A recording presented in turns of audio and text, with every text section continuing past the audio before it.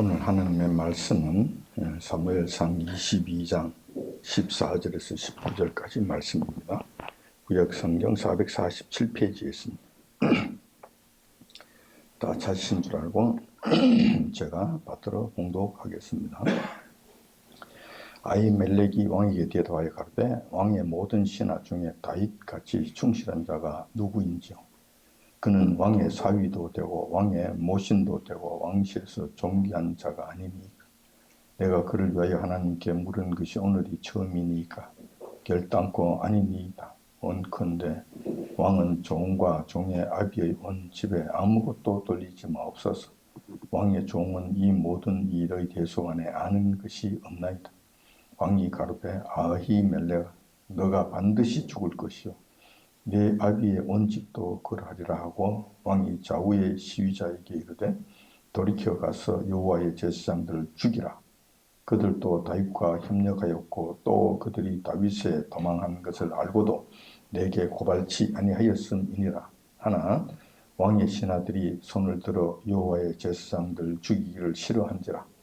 왕이 도액에게 이르되 너는 돌이켜 제사장들을 죽이라 하매 에돔 사람 도액이 돌이켜 제사장들을 쳐서 그날에 세마포 에봇 입은 자 85인을 죽였고 제사장들의 성읍 노베 남녀와 아이들과 젖 먹는 자들과 소와 나귀와 양을 칼로 쳤더라. 아멘. 오늘 본 말씀을 중심으로 해서 제사장 아히멜렉이 당한 혼란이란 제목으로 말씀을 나누고자 합니다.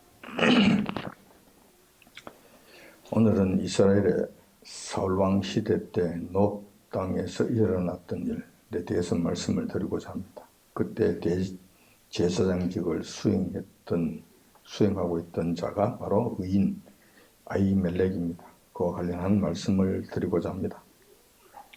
이 일은 지금으로부터 약 한 3000년 전 이스라엘 땅에서 일어난 일입니다. 그런 사건이에요. 그래서 현재를 살아가는 하나님의 백성들에게 이게 무슨 상관이냐 라고 생각할지도 모르겠습니다. 3000년 전 이스라엘 땅에서 일어난 일과 우리하고 무슨 상관이 있느냐 이런 생각을 할 수도 있다는 것입니다. 그러나 절대 그렇지 않다는 것입니다. 왜냐하면 그때 상황이 앞으로 일어날 적그리스도 시대 때에 나타날 환란과 유사한 점이 많기 때문에 그렇다는 거예요. 어째서 그러한 것인지 이러한 관점에서 오늘 이 본 말씀을 한번 살펴보고자 하는 것입니다. 그때 당시의 상황을 보면은 다윗이 나오죠. 이 다윗은 약관의 나이에 블레셋의 천하 대장군 골리앗을 쳐 죽이는 일이 생깁니다. 여호와 하나님의 이름으로 나아가서 물맷돌로 그를 완전히 제압하는 그런 쾌거를 이루게 되죠. 이 사건으로 이스라엘 백성들 간에는 다윗을 찬양하는 노래를 지어서 유행처럼 부르게 됩니다. 그 노래의 내용이 이런 거예요. 사울은 천천히요 다윗은 만만이라 이런 노래를 지어서 이스라엘 땅 방방곡곡에서 유행처럼 부르게 된 것입니다. 이렇게 다윗의 인기가 하늘을 찌르게 되자 사울 왕은 다윗에 대한 시기심과 질투심이 가득 차게 됩니다. 뿐만 아니라 이러다가는 내 왕권이 다윗에게 넘어가는 것이 아닌가. 인기가 저렇게 좋으니 이 왕자가 이 보좌가 다윗에게 넘어가는 것이 아닌가. 이런 조바심을 갖게 된 것이죠. 이러한 불안감이 그로 하여금 사고를 치게 만들었죠. 그러나 사실상 다윗은 사울 왕의 왕좌를 넘볼 생각은 전혀 없었습니다. 단지 사울 왕의 충성된 신하로서 왕을 보필하고 그 땅의 백성들을 구하고자 하는 그런 마음만 가득 찼던 충실한 신하였습니다. 반역의 의지는 전혀 갖고 있지 않았습니다. 참 신실한 부하였죠. 하지만 사악한 마음에 사로잡힌 사울 왕은 그렇지를 못했습니다. 사실상 사울 왕은 그때 당시에 악신에게 사로잡혀서 괴로움을 당하고 있었습니다. 그래서 정상이 아닌 그런 경우가 상당히 많았어요. 이런 사울 왕이 다윗을 죽이기로 작심합니다. 저가 있는 동안은 내가 발을 뻗고 잘 수가 없구나. 내 왕위를 찬탈하려고 하니 내가 저를 가만둘 수가 없다. 저를 죽여야만 내가 편히 이 땅에서 잠을 잘 수가 있다. 이런 망상에 사로잡힌 것이죠. 사람이 한번 미치기 시작하면은 이렇게 미치는 거예요. 사람이라고 하는 것은 참 묘한 존재가 되어서 어떻게 획일적으로 설명을 할 수 없는 그런 신비한 존재. 사울이 바로 이러한 존재였던 거예요. 그리고 신하들과 백성들에게 이렇게 공포를 합니다. 다윗을 찾으면 너희한테 신고하라. 만약에 그를 숨겨주는 자들이 있으면 음벌에 처할 것이다. 그렇게 공포를 했던 겁니다. 누구든지 편의를 봐주거나 그가 있는 곳을 신고하지 아니하면 내가 가만두지 않는다. 이런 거죠.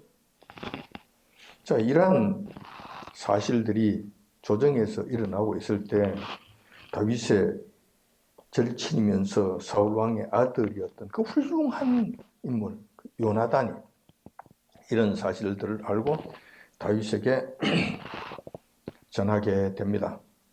다윗, 너가 머뭇거리다가 사울 왕에게 붙잡히게 되면 너는 죽는다. 그러니까 빨리 도망가도록 하라. 몸을 피신하라. 이런 사실들을 이제 알려주게 되죠. 사울 왕으로 보면은 자기 아들이지만 아주 대역죄인이 된 것이고, 다윗의 입장에서 볼 것 같으면은 정말로 나이가 자기보다 많은 친구지만은 정말 감사한 그런 존재, 평생 잊을 수 없는 그런 자로 남게 되죠. 아무튼 다윗은 블레셋으로부터 나라를 구한 영웅에서 졸지에 사울 왕의 왕권을 찬탈하려는 천하의 대역죄인이 되어서 사울 왕으로부터 추격을 당한 그런 신세가 됩니다. 근데 이 일이 너무 급작스럽게 일어나게 되잖아요. 너무 급작스럽게 일어나서 다윗은 도망을 가면서도 자신의 일용품이라고는 하나도 가지지 못하고 그냥 맨몸으로 도망을 나옵니다.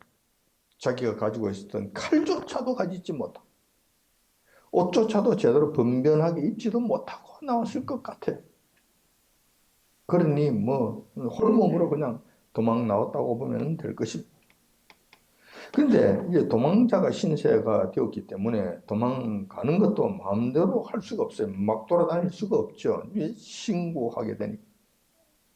그러니까 제가 봤을 때는 성경에서는 꼭 그런 말씀이 없지만은 야밤을 이용해서 남의 눈을 피해서 그렇게 도망을 가지 않았나 생각이 돼요. 몸만 겨우 이제 숨기면서 이제 도망가는 그런 신세가 된 것이죠. 그러니까 야밤을 이용해서 조심스럽게 도망을 가는데 몸을 숨기면서 도망을 가는데 이렇게 되면은 음식을 구하는 것이 이제 정말 힘들게 되는 것이죠. 자신에게 무슨 돈이 있어서 떡을 사 먹을 수 있는 입장도 아니고 마음 놓고 마을에 내려가서 뭐 먹을 것을 달라고 이야기할 수도 없고 자칫 잘못 걸리면은 또 신고 받아서 이제 죽게 될 것이니까 그것도 할 수가 없는 거예요. 그런데 그때 다윗이 도망을 나올 때 아무도 없이 자기 혈혈단신으로 나올 것만 같았는데 그렇지 않은 것 같아요. 그때 다윗을 따라 나온 그런 병사들도 꽤 여러 명이 된 것으로 보입니다. 몇 명인지 확실히 성경에서는 말씀하고 있지는 않지만 한 십수명 정도는 되지 않겠나 이렇게 생각이 돼요. 다윗이 가는 곳은 어디든지 따라가겠다고 다짐하며 그러게 나는 죽어도 같이 죽고 살아도 같이 살겠다고 다짐한 그런 자들이 아닌가 생각이 돼요. 나를 버리고 가지 마옵소서. 난 어디든지 따라가겠나이다. 그러고 그냥 따라 나온 거예요. 그런 자들과 더불어서 밤을 이용해서 남의 눈을 피해서 이래 도망 저래 도망 이렇게 가고 있는데 며칠 도망가고 나니 이제는 배가 고파서 죽을 지경이 되는 거야. 4월에 칼에 죽는 것이 아니라 이러다가 굶어서 죽게 생긴 너무 힘든 상황이 되었을 때 사도 바울은 다윗은 이제 이런 생각을 하게 되죠. 노 땅에 가면은 요 하나님의 성전이 있는데 그 성전에 가면은 내가 먹을 것이 있을 것이다. 이런 판단을 하게 된 것 같아요. 그 전에는 엘리 대제사장 시절에는 그 성막이 실로에 있었죠. 실로에 있었는데 어떤 연유인지는 알지 못하지만 그 성막이 노비라고 하는 아주 시골 동네로 이제 이사를 오게 됩니다. 성막이 그렇게 옮겨졌다는 거예요. 근데 그때는 다윗이 도망 다닐 때는 노 땅에 그 성막이 있었어요. 자, 물론 이때는 그 노 땅에 성막이 있었을 때는 그게 법궤는 없었습니다. 블레셋에 빼앗겼는 상태이기 때문에 법궤는 없는 빈 털털이 성막이었던 것 같아요. 자, 근데 그때 그 노 땅의 그 성막에는 그때 아히멜렉이라고 하는 그 대제사장이 그 성막을 돌보고 있었어요. 이제 아히멜렉은 참 공교롭게도 엘리 제사장의 증손자였습니다. 그 패역한 아들 홈니와 비느하스. 거기에서 홈니와 비느하스가 죽을 때 태어났던 이가봇이라고 하는 그 아들에 의해서 태어난 그 아들의 아들. 아히멜렉이라고 하는 그런 자가 그때 당시에 대제사장으로서 그 성막을 돌보고 있었던 것입니다. 자, 다윗은 노 땅에 이르렀어도 함부로 그 성막에 들어가지를 못하죠. 왜냐하면 잘못 가다가는 또 들키면 문제가 생기니 아무래도 밤을 이용해서 간 것으로 보입니다. 성경에서는 그 말씀이 없지만은 제가 추측해 보건대 그렇게 했을 것 같아요. 남의 눈을 피해서 으스럼해지니까 이제 노베에 있는 그 성막으로 가게 된 것이죠. 그 자기를 따라왔던 그 병사들은 너 숲속에 산 언덕 거기에 숨어 있으라고 하고 내가 갔다 올 테니 먹을 것을 구해 올 테니 너희들 조금 기다려라 하고 그것을 숨겨놓고 다윗이 혼자서 그 성막으로 들어갔던 것입니다. 마침 아히멜렉이 그 성막에 있어서 다윗을 맞아들입니다. 어느 정도 아히멜렉도 이 사실을 알았던 것 같아요. 그래서 굉장히 불안해하고 벌벌 떱니다. 사울 왕이 잡아 죽인다고 했던 이 말을 어느 정도 듣고 있었던 것 같아요. 그래서 갑자기 다윗이 나타나니까 굉장히 불안해하죠. 깜짝 놀라면서 일단 받아들입니다. 어찌된 일이냐고 묻습니다. 그러니까 다윗이 이 사실을 눈치를 채고 그 아히멜렉에게 적당하게 둘러댑니다. 거짓말을 한다는 이야기죠. 나는 지금 현재 왕으로부터 은밀한 특명을 받아서 이를 수행하러 가는 길인데 부하들에게는 이러한 사실을 알릴 수가 없다. 그래서 부하들한테는 저쪽에 있으라고 그러고 나 혼자만 지금 왔다. 그러니까 아무 일이 없으니까 걱정하지 말라라고 이제 둘러대면서 사태를 일단 수습을 하죠. 그런 다음에 아히멜렉에게 이런 이야기를 합니다. 급히 오느라고 아무것도 준비를 못했고 그동안 먹지를 못해서 나와 나의 부하들이 지금 힘이 굶주린 가운데 있다. 그러니 어때 먹을 것 좀 없느냐고 먹을 것 좀 줄 수 없느냐고 아히멜렉에게 그렇게 요청을 합니다. 그래서 아히멜렉은 이렇게 이야기합니다. 지금 나에게 먹을 것이라고는 없습니다. 내가 평소에 먹을 양식이라고는 아무것도 없습니다. 단지 제단에 올려진 이 진설병, 이 떡, 자, 이거 있습니다. 이거 일주일마다 한 번씩 이제 가는데, 갈게 되면은 이제 새 떡을 올리고 옛날 묵은 떡은 이제 드러내서 거기에서 가져와서 이제 제사장이 먹는 거예요. 자, 이 떡이 있다는 게 이게 물려낸 이 떡이 있다는. 근데 이거라도 괜찮겠습니까? 이것이라도 드시겠습니까? 그러니까 다윗이 워낙 배가 고프고 자기뿐만 아니라 자기 따라온 그 부하들까지 정말 배가 고파 죽을 지경이 되니까 그거라도 괜찮다고 무엇이든지 달라고 그러면서 주는 것을 전부 다 들이 감아 싸고 그걸 가지고 도망치듯이 그냥 달려 나오게 되죠. 자, 이 사건을 통해서 우리는 몇 가지, 이 사실을 통해서 우리는 한 두 가지를 추론해 볼 수가 있습니다. 이 무슨 이야기냐 할 것 치면은 첫 번째로 우리가 알 수 있는 것은 그런 거예요. 그때 당시에 이스라엘의 성막은 노비라고 하는 시골 동네에 있었는데 대제사장이 먹을 양식이 없을 정도로 방치되었다는 거예요. 대제사장이 먹을 것이 없어. 식사할 것이 없어. 그래서 물려낸 그 떡을 조금씩 먹는 것으로 겨우 연명해 가고 있는 자예요. 대제사장이 이런 상황이었으니 다른 자들은 이런 말할 것도 없겠죠. 다시 말해서 이 성막은 방치가 됐다는 거예요. 사울 왕이 와서 거기서 주기적으로 제사를 드렸다고 하면 먹을 것이 이렇게 없을 리가 없죠. 제사 드리는 음식들이 늘 나오니까.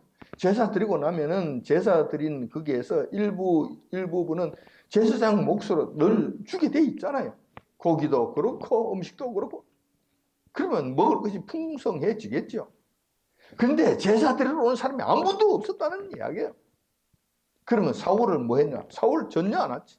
왕이 와서 주기적으로 제사를 드렸다고 한다면은 당연히 고관 대작들이 와서 제사를 드렸고, 그러면은 거기 유력자들도 와서 제사 드렸고, 그 밑에 백성들도 와서 제사 드렸고, 이런 것들이 쭉 이어졌을 것이고, 그렇게 되면은 그 성막에 제사장들이 먹을 음식은 정말 풍성하게 있었을 것이다. 그런데 그런 것이 없다는 것은 그 성막은 완전히 방치가 되었다. 왕으로부터 시작해서 백성들에게까지 모든 이스라엘 백성들로부터 여호와 하나님은 외면을 당했다. 완전 외면을 당했다. 그때 당시에 이스라엘 백성들의 영적 상태를 우리가 짐작해 볼 수 있다는 거예요. 그런 어려운 상황 가운데서도 아히멜렉이 그 성전을 지키고 있었다는 것은 참 대단한 자가 아닌가 하는 생각이 드는 거예요. 두 번째로 우리가 생각해 볼 수 있는 것은 이런 거예요. 하나님께서 당신의 백성들의 생명을 정말 소중하게 여기신다는 것을 우리가 알 수 있는 거예요. 이게 무슨 이야기냐 하면은 제단에 올려진 이 진설병은 제사장들만 먹게 돼 있잖아요. 하나님께서 레위기서에서 그렇게 말씀하셨어요. 이 떡은 제사장들만 먹으라고. 다른 사람들은 먹지 말라고. 왜냐하면 거룩한 떡이니까. 거룩한 자가 아니면 다른 사람은 먹지 말라는 거예요. 자, 이런 말씀에 근거해서 우리가 성찬식을 하고 난 다음에 남은 것들은 항존직들만 그 음식을 먹습니다. 함부로 대하지 않는다는 거예요. 하나님 앞에 바쳐진 이 성찬 예물이기 때문에, 그러니까 함부로 그것을 대하지 않는다는 거예요. 그래서 항존직인 장로와 목사가 그래서 남은 포도주 다 마시고 남은 빵 다 마시고 다 먹고 해가지고 깨끗하게 처리를 하는 거예요. 아무나 막 먹도록 그렇게 안 한다는 이야기죠. 이 말씀에 근거해서 그렇게 한다는 거예요. 자, 그래서 하나님께서 먹지 말라는 것은 일반 사람들이 먹으면 안 되는 거예요. 그러면 하나님 앞에 죄를 짓는 것이 되고 하나님의 노여움을 사게 되는 것이죠. 명령을 어긴 것이니. 자, 그런데 하나님께서는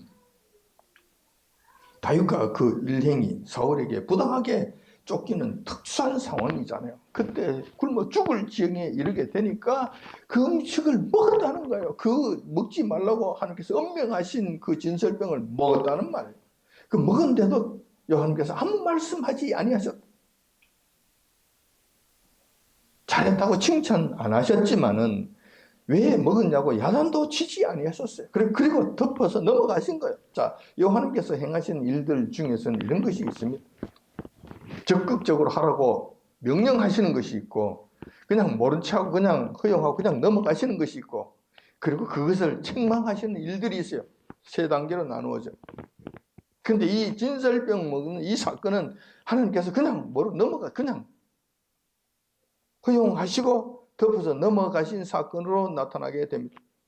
아무 말씀하지 아니하시고 모른 척하고 그냥 넘어가셨다는 거예요. 자, 이 사실은 이 땅에 오신 예수님께서 바리새인들에게 야단치실 때도 하신 말씀입니다. 안식일 규례와 관련해서 바리새인들에게 야단치실 때도 그 말씀을 하셨죠. 마가복음 2장 25절 26절에 보면 그 말씀이 나옵니다. 마가복음 2장 25절 26절에 보면은 예수께서 가라사대 다윗이 자기와 및 함께한 자들이 핍절되어 시장할 때에 한 일을 읽지 못하였느냐? 그가 아비아달 제사장 때에 하나님의 전에 들어가서 제사장 외에는 먹지 못하는 진설병을 먹고 함께한 자들에게도 주지 아니하였느냐? 라고 말씀해요. 그래도 아무 일이 없었지 아니하냐?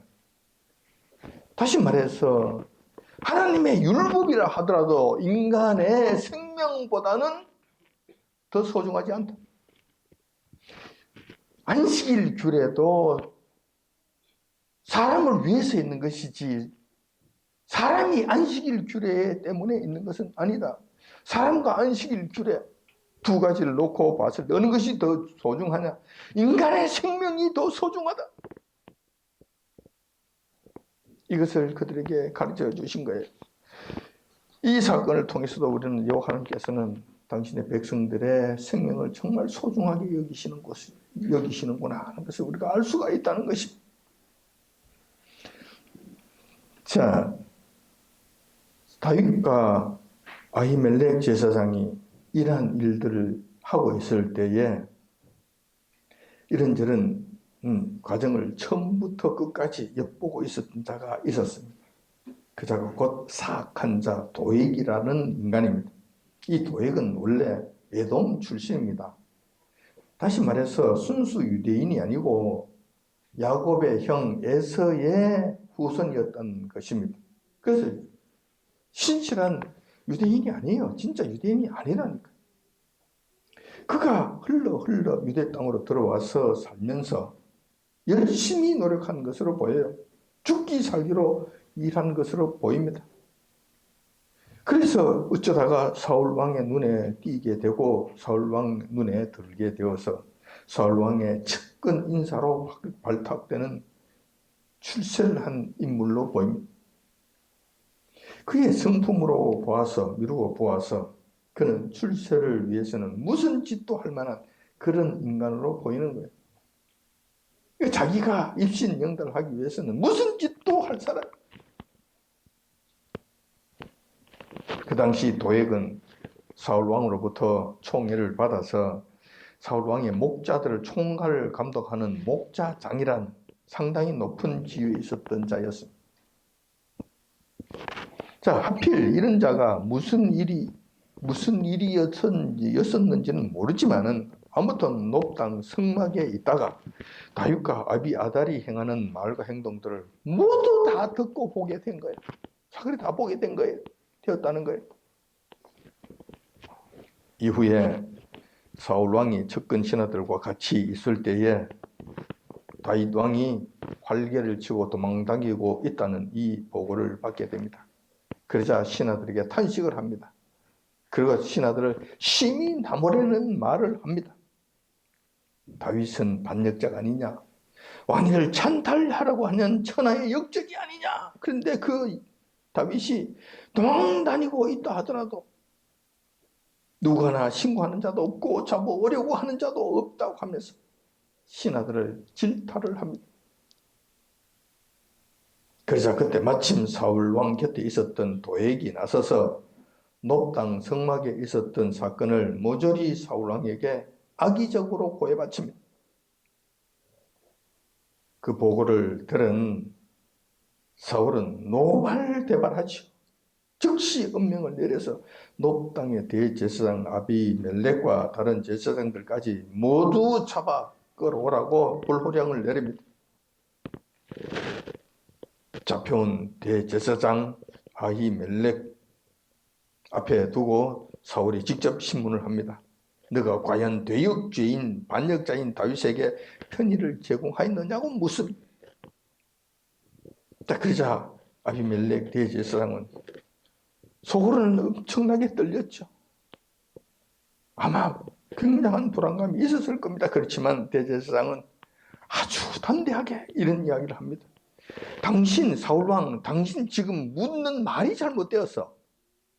나에게 지금 무슨 신문을 하는데 신문하는 말이 옳은 말이라야 내가 거기에 대한 대답을 할 거 아니야. 그런데 너는 사울왕, 너가 지금 그 말을 지금 나에게 묻는 말 자체가 지금 잘못된 거야. 이걸 지금 이야기하는 겁니다. 무슨 이야기냐면은 다윗은 반역자가 아닙니다.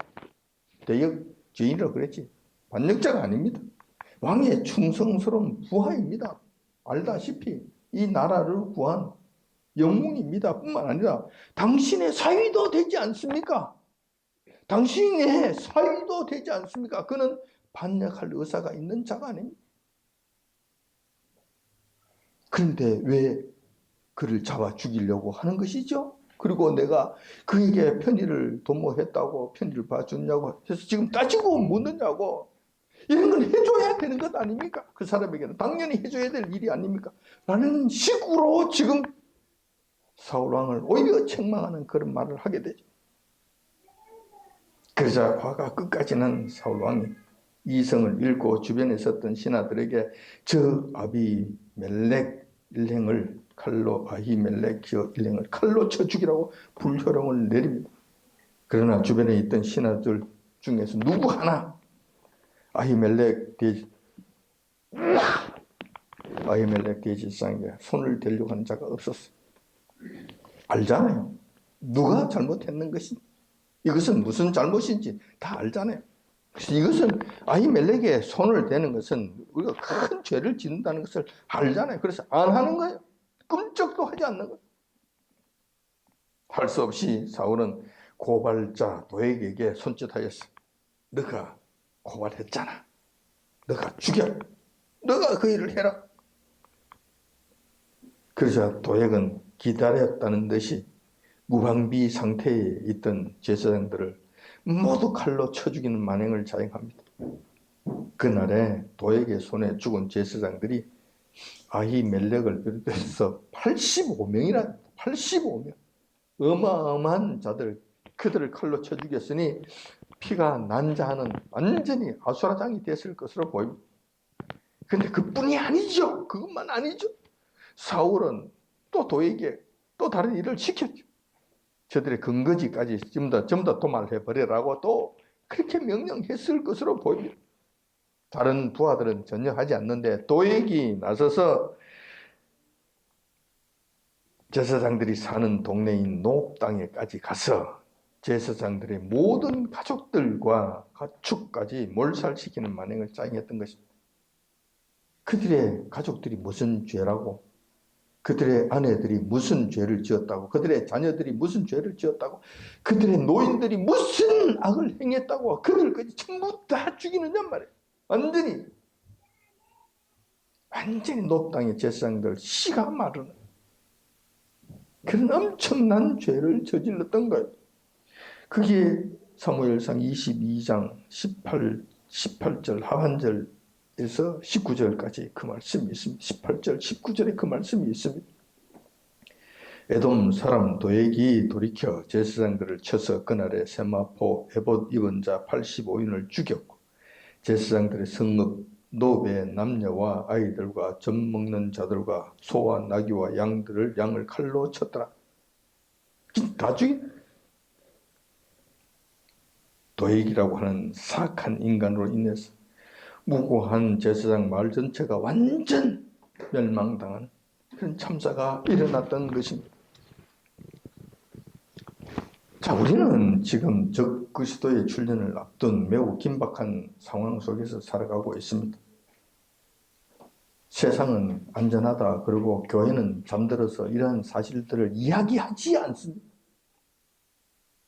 백성들은 몰라요. 성도들은 아주 평안한 줄 알고 아무 일이 없는 줄 알고 그냥 하루하루를 그냥 살아가는 거예요.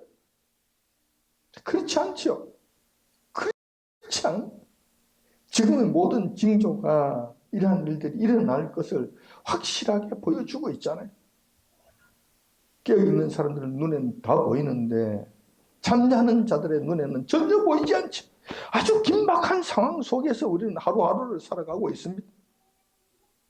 즉 그리스도가 출현하려고 지금 꿈틀꿈틀거리고 있는 이런 상황이라는 거예요. 즉 그리스도가 출현하면 과연 어떤 일이 일어날까? 어떤 일이 일어날까? 물론 대환란이 시작되고 이 땅에는 수많은 재난들이 나타날 것입니다. 이때를 대비하지 않고 갑작스럽게 당하게 되면 못 견딥니다. 못 이깁니다. 견딜 사람 없습니다. 지금부터 준비해도 넘어질 사람들이 많을 겁니다. 그래서 제가 오늘 또 여러분들에게 이걸 한번 대비하죠. 이거 대비하는 방법 중에 또 한 가지를 여러분들에게 오늘 또 말씀을 드리고자 하는 것입니다. 이 사건을 통해서, 이 말씀을 통해서. 여기서 우리가 오늘 눈여겨보고자 하는 것은 환란의 때가 되면 두 부류의 인간이 나타난다는 것입니다. 하나는 도액과 같이 입신영달을 위해 무슨 짓이라도 다 하겠다는 사악한 인간들이, 또 다른 하나는 아히멜렉과 같이 죽임을 당하는 아히멜렉과 같은 어려운 자들이라는 것입니다. 이 두 부류가 나타난다는 거예요. 그때가 되면 이러한 조짐은 계시록의 말씀을 통해서도 얼마든지 짐작할 수가 있습니다. 우선 여섯째 나팔을 불면 무슨 일이 일어나는가? 여섯째 나팔을 불면 두 증인이 나타나서 예루살렘을 중심으로 마지막 주님의 사역을 감당하게 됩니다. 그때를 보면은 두 증인이 사역을 감당할 때 방해하는 세력들이 나타나 두 증인을 살해하고 모함하는 이런 일들을 한다는 거예요. 한두 사람이 아니라는 거예요. 도익과 같은 그런 인간들이 나타나서 두 증인을 모함하는 일들, 살해하려고 하는 일들이 일어난다는 거예요. 계시록 11장 5절에 보면 그 말씀이 기록되어 있습니다. 만일 누구든지 저희를 해하고자 한 적, 이때 저희는 두 증인을 이야기합니다. 두 증인을 해하고자 한 적, 저희 입에서, 두 증인의 입에서 불이 나서 그 원수를 소멸할지니, 이 원수는 도액과 같은 놈들이죠. 여러분들 소멸할지니 누구든지 해하려 하면 반드시 이와 같이 죽임을 당하리라. 다행히 이때는 두 증인에게 여호와님께서 크신 권능을 주셨기 때문에 그런 도액과 같은 인간들이 그를 죽이려고 하고 덤벼들고 하고 하게 되면은 하늘에서 불이 떨어져서 그걸 살해해버리는 이런 일들이 일어난다는, 한두 번이 아니에요. 여러 번 그런 일들이 일어난다는 거. 줄기차게 그런 일들을 행하는 도액과 같은 인간들이 나타난다는 거. 결국은 도액과 같은 인간들이 마지막에는, 끝에는 그들이 승리를 하는 것처럼 보여서 두 증인을 죽이는 이런 일끝이 나타나게 되죠. 그렇게까지 갑니다. 뭐 마지막 승리야, 두 증인이 승리하겠지만은 우선 보기에는 그들이 이긴 것처럼, 왜냐하면 두 증인을 죽였어요. 이런 일들이 일어난다는 거예요.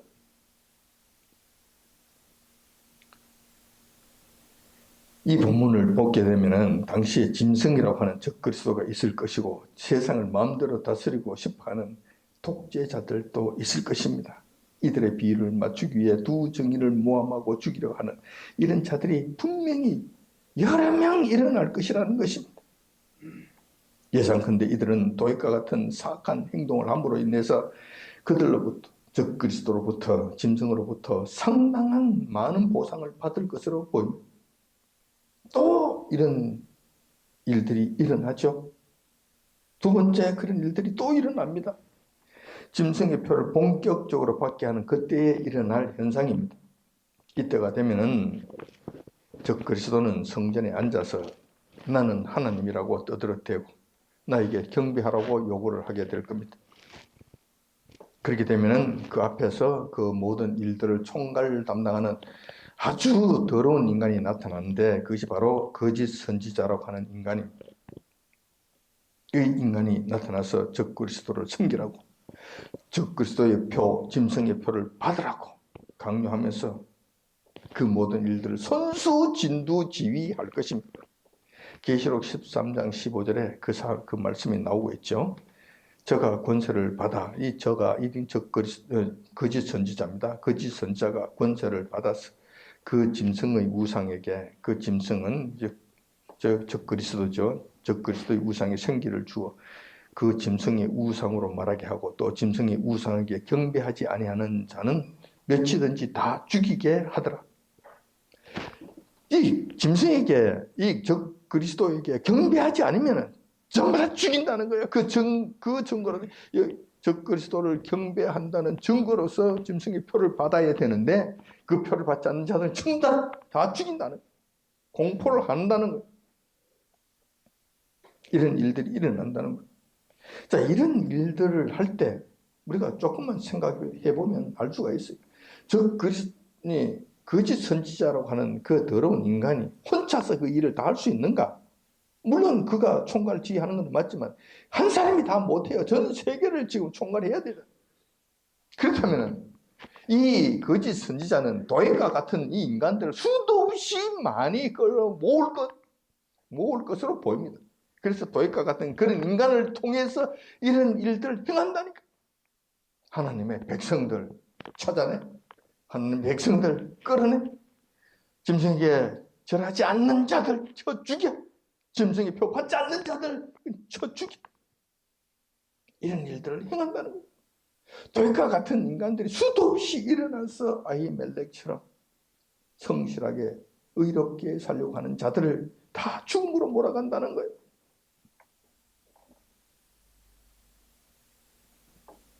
짐승의 표를 받지 아니하고 짐승에게 절하지 아니하는 자들 일일이 찾아다니면서 고사질하고 그들을 끌어내서 직접 쳐 죽이기까지 하는 이런 일들 서슴없이 할 것으로 예상이 된다는 거예요. 우리는 오늘 어려운 제사장이었던 아히멜렉 사악한 자 도액의 사건을 통해서 말세에 일어날 현상에 대해서 조금 살펴보았습니다. 앞으로 적 그리스도 시대가 오고 성도들의 환란의 시대가 되면 도액과 같은 사악한 자들이 많이 일어나서 아히멜렉과 같이 선한 하나님의 백성들을 앞장서서 죽이는 일들이 일어날 것이라는 것입니다.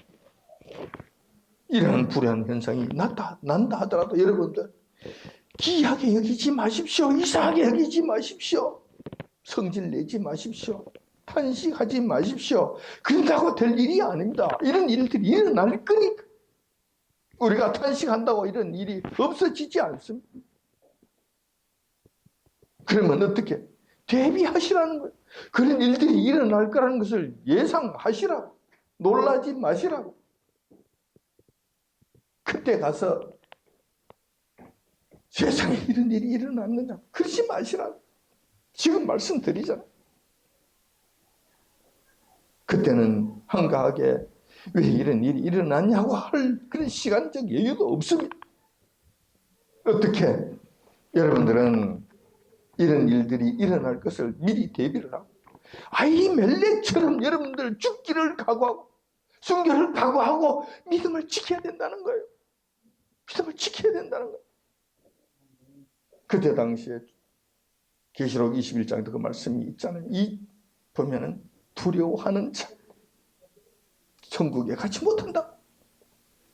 그들의 도익과 같은 자들이 와서 설치고 돌아다닐 때 무서워서 벌벌 떨다가 여호와 우리 주님께 십자가에 우리 예수 그리스도 그분께 등을 돌린다면 여러분들은 끝이 나는 거예요. 끝장이 나는 거라. 제발 걷지 마시라는. 그 일에 제가 앞장서겠습니다. 저는 여러분들 한 사람이라도 놓치지 아니하고 다 끌어안고 주님 앞에 서는 것, 이것이 나의 가장 큰 소망이고 가장 큰 목표입니다. 이를 위해서 제가 앞장설 테니 여러분들 같이 따라오시기 바랍니다. 그렇게 해서 모두 다 그날이 온다 하더라도